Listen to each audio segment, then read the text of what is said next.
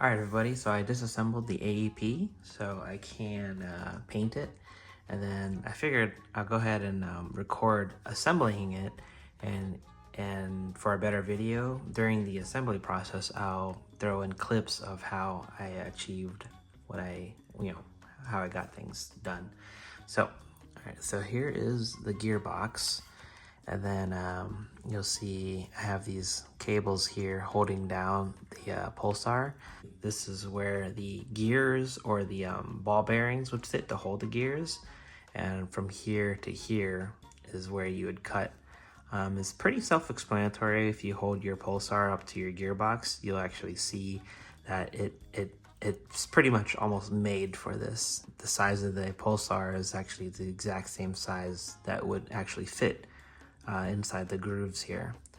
So basically when the poppet valve, when the nozzle goes back and forward, I'll have it on this doohickey here that I'll have in the printed file as well, which is basically it just grabs onto the nozzle, and I cut a little notch in the nozzle right here and right here. That one I messed up, so basically this notch has to be in the center of where the nozzle is sitting all the way down. This has to be cut right in the center. So what you do is you get yourself a little file like this, it has a teeth on it, and you sit there, hold it down on the table or something like that, hover your head over it, make sure it's straight, and just start cutting ever so slightly until you have a really low notch in there. So it doesn't really go down too far, but it's enough for this, which will be in the file as well, the free file. And I'll put this little nut in the file and these screws in the description, so you guys can buy those. And inside of this, you see there's a little tabs right there and there, and that will go slide down like so, and you'll squeeze this and it'll go over and lock into place. See, right? I'll push it down, oops, like so. And then you can screw that in, like so. And tighten it up until that gap is gone, right there.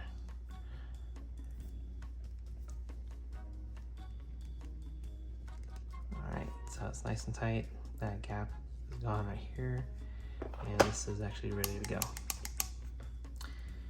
And there's a little hole here that will attach to this right there, and when this goes up and down, it will articulate this tappet assembly. So let's pretend the nozzle is all the way down, and when you fire, it pushes everything forward like so. That. Okay, so this triangle, this arm, all the washers, this thing, and this thing will be all in a print file. So this is, I guess, an air channel for the air to go here to the nozzle, the end of the nozzle. That's basically all the parts for in the SCL file I'll leave. And here's the cylinder for the AEP. You're gonna cut that about 16 millimeters off right here. You're gonna take the 16 millimeters side, and that's what you're gonna use. It's pretty interesting how I did this. So pull this apart. If you look at the nozzle housing, I basically took a razor blade and shimmied it across. Let's pretend this is a razor blade, and I shimmied it across, making sure that that edge of the razor blade is flush with the plastic, like so. Slice it all the way across, and then the other side, this rubber will fall off, and you'll glue it into place right here, just like that. Super glue it in place, and then that's how you know, that's you know, that's the air channel. And then you'd put it down, right, or actually, let me pull this off. So you would align this hole right here up with that hole. So I drew a line there so I can see it like that. So that's pretty much all set. Let me put it in place right here. All right. So being that this is a single solenoid nozzle, I guess reciprocation, the air pushes in and then pushes the nozzle forward. There's not that much pressure allowing it to push the nozzle assembly forward. So this has to be really light. So when you get your nozzle, you have to make sure it's smooth on the inside and then re-lube it as well. I also put a plug on the back here just so air doesn't shoot out this way. And I also lubed these, the hop-up assembly, the Tappet assembly is what I'm calling this. Has this Dorito shape with these 3 pins. I'm using filament to put the pins in, and you'll see that in the clip as well. So in this clip, you'll see me install a pin, and I'm sliding a shim over it right there. These pins are actually the filament you'll be using to print the STLs out. All right, so I am aligning or attaching the arm here and adding another shim. I'm fumbling a little bit because I'm trying to record as well. If I wasn't recording, this would be a whole lot easier. So I think when you guys are doing the install, it'll be less than 20 minutes, maybe 30 minutes. I don't know. The install part, but cutting the gearbox might take a little longer as well. So I gave you plenty of shims, so if you lose any, you can just go ahead and print more. They're only 1 millimeter by, I don't know, 3 millimeters. So I got the 2 shims here on the arm here, and then I'm pulling the pin back out to realign it with the hole. I heated up this pin and pulled it, so it became a needle. That way I can thread things. And then you push the pin in, go ahead and clip one side of the pin and heat it up. That's what I'm gonna do right here. Make sure you wear eye protection because these things will fly when you clip them.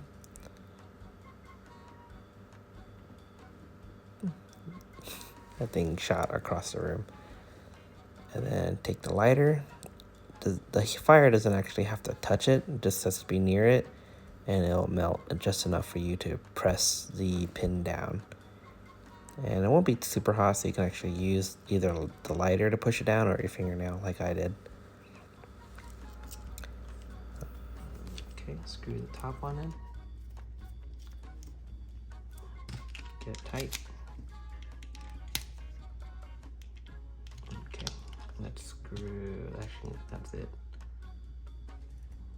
Yeah, that's pretty much it. Just that one screw. This screw hole, I'm actually taking some copper wire, threading it in right here, and then using that to screw down or cinch down the actual engine. So it looks ghetto, but you know, it works. Let's go ahead and nip the wire.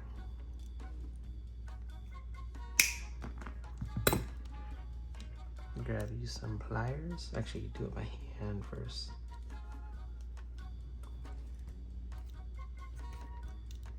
Grab yourself some pliers and start twisting.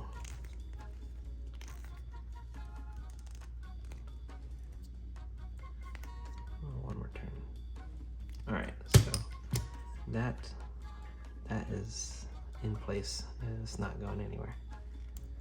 So, and it should be pretty center. Yeah, that's pretty center. All right, so with that being said, or done, the nozzle coming back doesn't come back far enough. So what I did was I took the same file. Where's that little file? Right here, and I basically had it this way, and I filed the nozzle at an angle, so you can see it's not exactly flat anymore. So you don't want to do too much, you just want to do just enough to where it'll engage with the nozzle, the bucking right there. So yep. Now I had to do that because this thing doesn't, when it goes back all the way down, there you go, it left a little bit bigger gap, smaller gap right here, so that wasn't good, and a BB wouldn't sit down. But now a BB falls right through perfectly because I shaved this down just enough. All right, so let me go ahead and cinch down the other side right here. Some more copper cable. That's why I drilled this hole right here.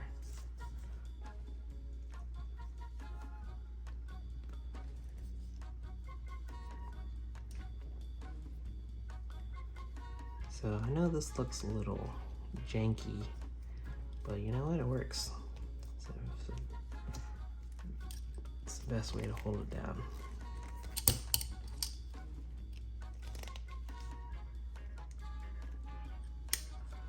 That's that.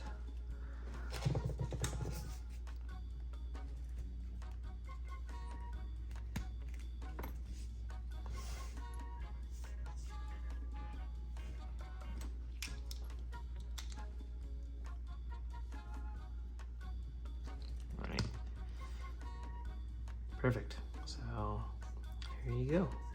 So on the inside, you'll see O-rings that are in the file as well. One here, here, and one right here and here.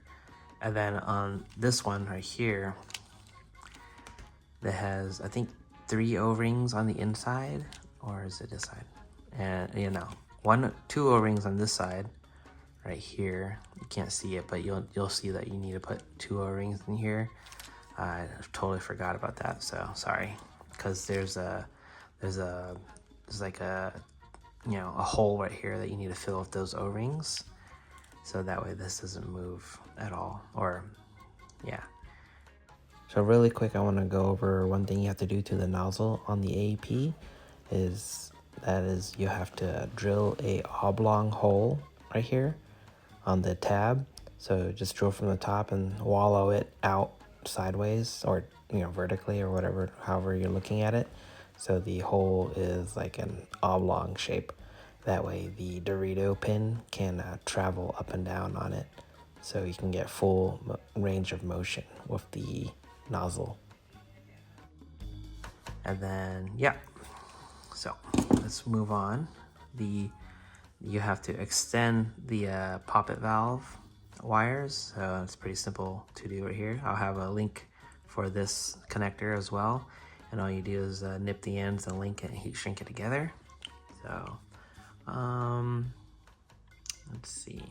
All right, so let's go ahead and slide this into, oh yeah, another thing, on the inside of the grip here, you'll have to get a Dremel, and you'll have to make cuts on the inside right here and here. So usually there's a shelf right here, like you can kind of see the beginning of the shelf, and the other side of the shelf right there. Usually there's a shelf right there, and then that would that all has to be grinded down. I think on this side too, yeah, used to be a shelf right there. So this material is actually really easy to sand, so you can just use like an 80 grit or 100 grit on a Dremel and just, you know, wallow it out from here to here. So go ahead and remove your mag release here by pushing out this spring right there.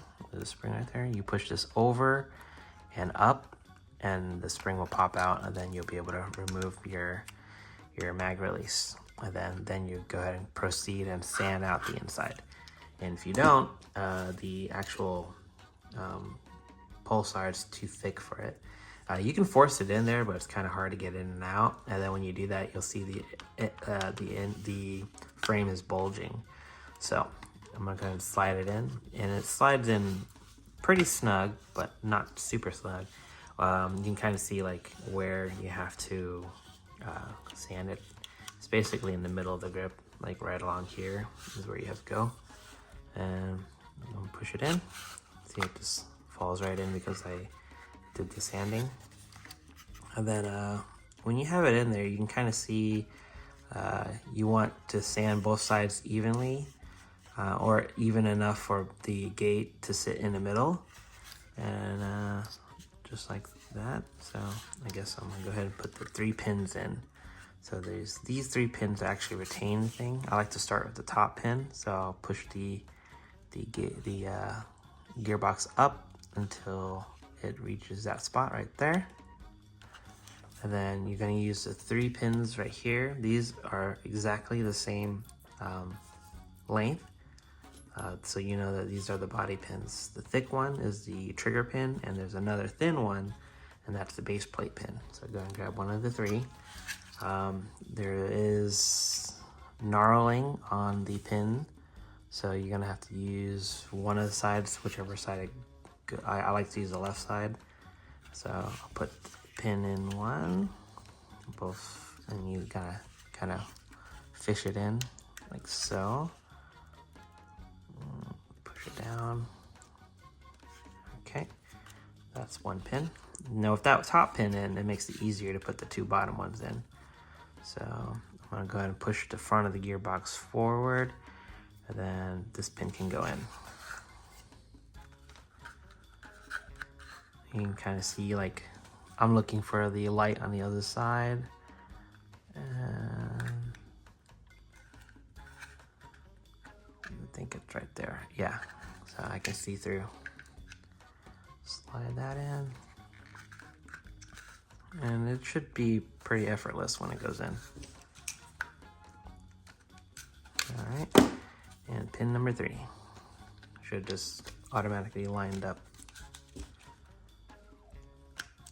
Okay, so all 3 pins are in. Wires are free. They can go here, and they will loop around to the universal board. All right, so next, let's go ahead and put the, let me explain this. I put this micro switch here. I'll have a link in the description for this. I super glued it to the base here and soldered 2 connections here. This is for full auto, and for semi-auto, or sorry, for the trigger, the regular trigger switch, this goes right here. You can just take the switch and super glue it to right here, and don't lose this pin. Oh, this pin used to go on the trigger arm assembly, so there'll be a silver arm here you'll see in this clip that you just push that pin out, and you can use it for here. But when you pull the trigger, just be careful not to drop it, so keep it in the back. Take the micro switch like this one and super glue it right here, and then that way when you pull the trigger, it'll push the micro switch. So anyways, I took the trigger spring out and took a pen spring, straightened the pen spring, coiled it up to match the stock spring, and then I also, in doing so, I have a lighter trigger pull. But when you do that, you also have to clip the safety lever spring, because if you don't do that, the safety lever spring is a little bit too stiff to accommodate for the lighter trigger spring. Then you won't be able to pull your trigger comfortably. So for the safety lever spring, you want to cut 1/3 of it off and then reinstall it, and it'll be nice and light. So very, very, very light and satisfying trigger.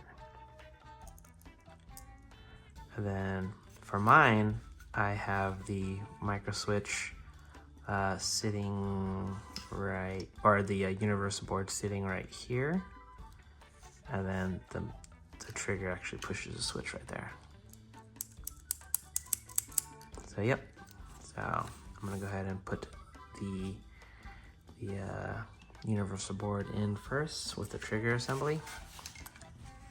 I'll move this off to the side.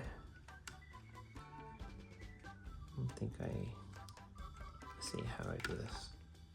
Okay, so trigger down first, barrel in the tip, and then the whole thing will drop in just like that. All right, so let's grab the trigger pin, trigger assembly pin, push that in. Okay, so that is in place. I'm going to put the Tappet cable in. Okay. I had tweezers. Okay, I don't know where my tweezers are. I don't need it. I'm gonna go ahead and push the pop-up plug in. Oops, sorry.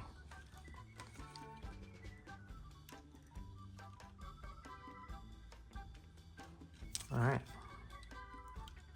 So mine's broken, but that's fine.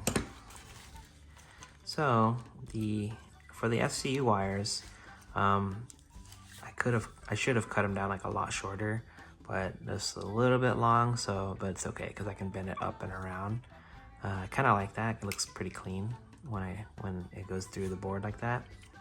And for the battery, I'm using the stock battery, and the only reason I can use this is because I'm using a micro FCU here. These are sold out everywhere.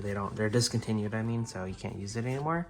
You can't get it anymore. But I think this will actually sit underneath the barrel right here. If you take this out, the barrel out, this would actually sit right here perfectly. Yes, it would. So if it sits like that, that means you can fit your FCU here. The FCU that's in the link, say T32 something, 8 maybe. But yeah, that FCU doesn't have all these extra things sticking out. It's a Bluetooth FCU, and it'll fit perfectly alongside the gun, the replica, whatever. So I'm gonna go ahead and put my battery in. I like the charge cables on one side, and the battery will slide right in, or dirt. There you go. And my FCU right there, and there you go. That's how I like it for my setup. Oh, clean looking, just like that. I use the word clean kind of loosely because it's as clean as it's gonna get. All right. So these cables are supposed to go under the hop-up adjustment wheel and in between, and these are supposed to go up right here, like so. And I'll tuck this like so. And then now for the fire selector, this will go just like that. Pretty easy. And these are 2 slightly thicker screws.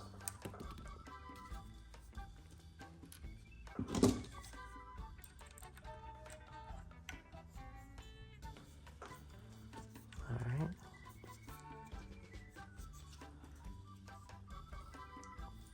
So however you guys choose to plug this, I recommend getting like maybe an eraser and super gluing the eraser in place here. Make sure you sand the inside a little bit so the super glue can adhere to the surface of this. This is pretty slick material. I don't know what it's made out of. Maybe it's like a glass filled nylon, but with that being said, super glue has a hard time sticking to it, whatever this material is. So I don't know where I got this piece of plastic, but in hindsight, I should have used a piece of eraser to stick it in there. So just trying to make it flush with the back of here. This is sticking out a little bit, so I had to grind off a little dimple right there for it to not hit it. So, all right. So now on this side, you're gonna take the wires and kind of finagle them in place, like so. All right. And these should be up above like so. trigger is activating. You guys probably can't see that, it's kind of dark. Or it's not dark, it's just dark footage. Okay. All right, so wires. So I think I want this poppet valve to be the inside. There you go.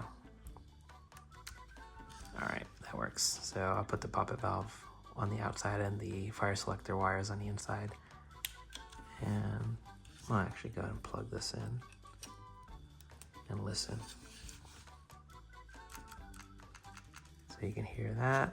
And full auto is engaged by the arm on the fire selector. Make sure that's up. So here is a closer look on where the positioning on the switch is.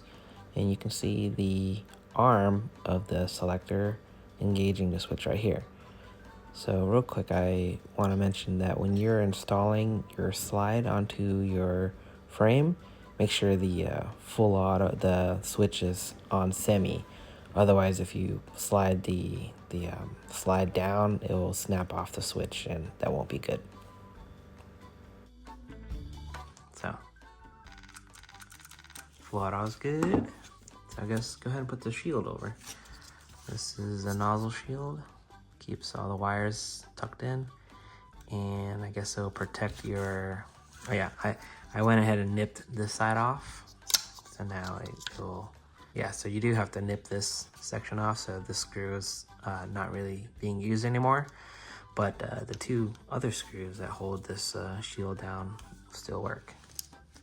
Put one screw in, go ahead and tighten that.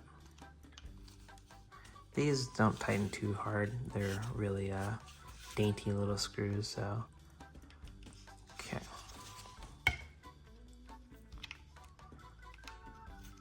And don't cross thread it either. Okay. Everything's working. You can hear the solenoid valve. And full auto is working. Oops, sorry, above the camera. Full auto is the switch right here.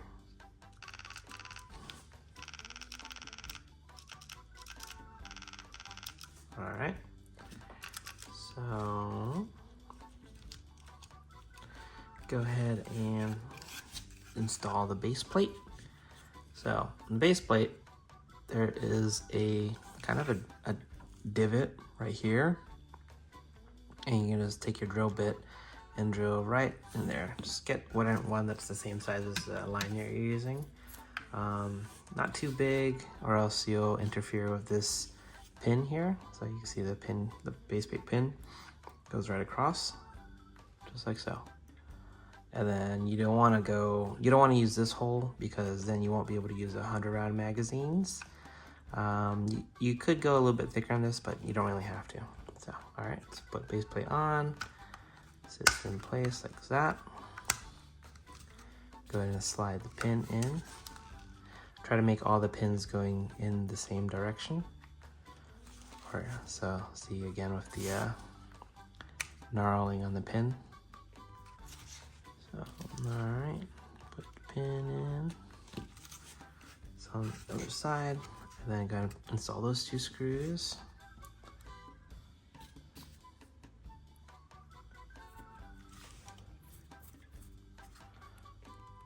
All right, not too tight, or else you'll strip it.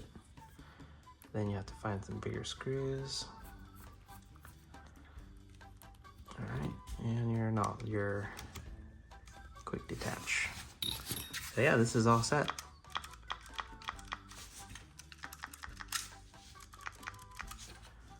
All right, I'm gonna put the slide on.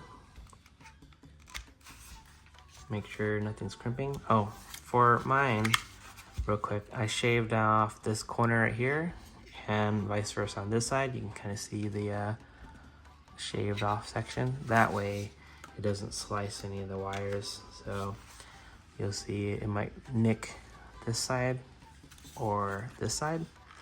So I shaved it off, so I wouldn't have to deal with that. So again, make sure this switch is up, otherwise you're gonna snap your selector switch. All right, so that is done. AEP mags fit and everything. Yeah, I am done with the tutorial. Really hope you guys like this build. I'm gonna thread this suppressor on, see what it looks like all together. This suppressor looks like gold, but it's actually like a dark almond color. So yeah, that is pretty cool. So hey guys, I hope you liked the video. Might be a little bit long, but it goes over everything you need to do to install a Pulsar into your Nozzle AEP. Technically, it would work with any AEP. Yeah, I think it would work with any AEP because they all usually use the same gearbox. So go ahead and try this out, guys. Let me know. If you need anything, just comment below or email me or something. Hit me up on social media, and I'll try to get back to you guys. Don't ask me anything stupid. So I'm just kidding, but yeah, the links are below for the STLs for this. I'll have it for free. But yeah, if you want to do it yourself, this tutorial should help. All right, so I'm outside. I've finished the build. Put a tracer unit inside the suppressor. So I wanted to showcase the double tap design style holster. So this one, actually, I want to sell the STLs for this, but everything for this will be free. All right, so I'm going to air it up. Fires. Let's go for my 35 round mag. It's only 35 because I have a custom follower in it.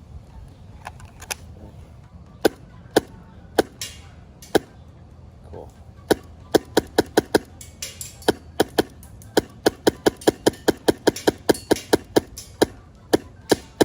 Looks pretty good on over here. Alright, switching mags to 100 round. Let's let it rip. Full auto on. Full auto is a Glock 18 style switch.